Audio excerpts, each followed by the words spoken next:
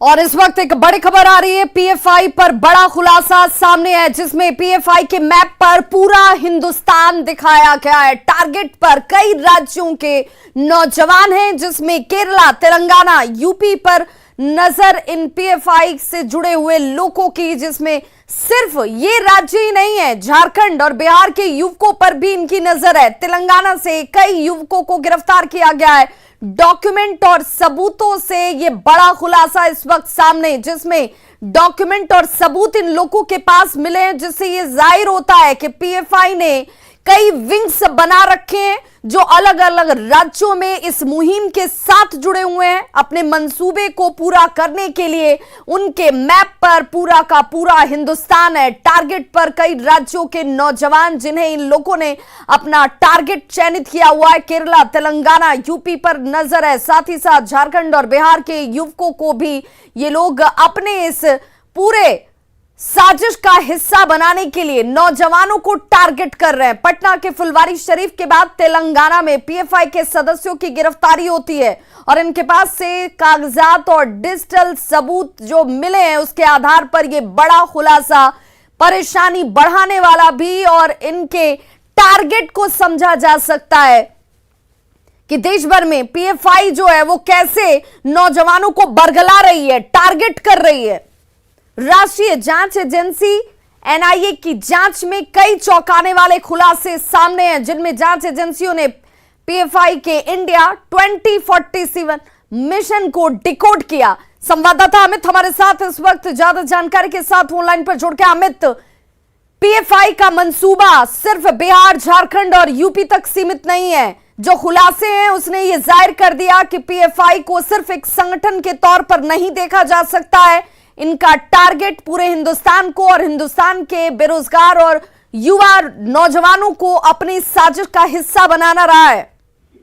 देखिए, बिल्कुल विवाह, जिस तरह से एनआईए ने अनुसंधान शुरू किया, 22 जुलाई को एनआईए ने इस पूरे केस को लिया, जो फुलवारी शरीफ मॉड्यूल का मामला था उसे लिया और उसके बाद एक फ्रेश एफआईआर दर्ज करते हुए अनुसंधान शुरू किया।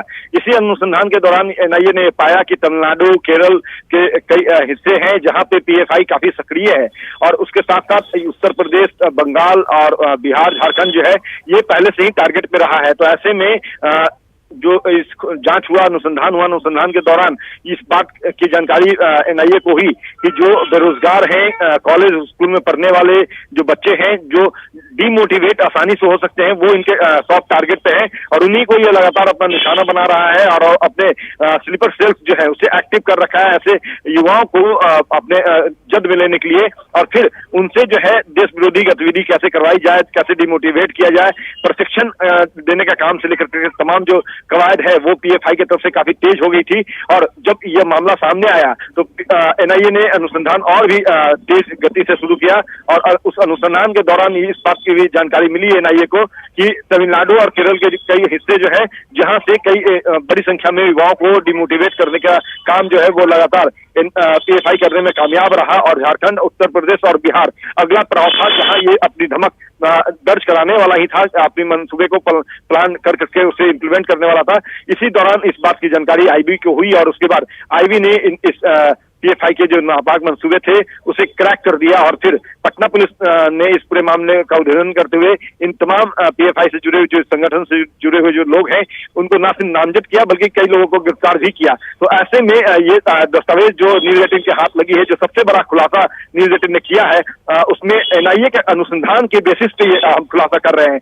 कोई कहानी नहीं बल्कि ये आधार है एनआईए ने जो अनुसंधान किया है तमिलनाडु उन तमाम लोगों के लिए एक जवाब है जो लोग ये सवाल उठा रहे थे कि कोई दस्तावेज क्यों नहीं, कोई डॉक्यूमेंट क्यों नहीं, सिर्फ एक संगठन जो लोगों को आत्मरक्षा के गुण सिखाता है, उस संगठन पर इस तरह के सवाल कैसे उठाए जा सकते हैं। तो उन लोगों को ये डॉक्यूमेंट जरूर देखना चाहिए। जांच एजेंसियों की चिंता सिर्फ इन लोगों तक सीमित नहीं है, कई राज्यों में कैसे जांच एजेंसियों को धोखा देने के लिए शाखाओं का निर्माण किया गया और इन शाखाओं से युवाओं को जोड़ने की, उन्हें दिग्भ्रमित करने की और उनका ब्रेन वॉश करने की साजिश कैसे रची गई थी। इन लोगों की गिरफ्तारी से ये तमाम सबूत अब सामने भी आने शुरू हो चुके हैं। बहुत बहुत शुक्रिया अमित, तमाम जानकारी के लिए आपका। तो एक छोटा सा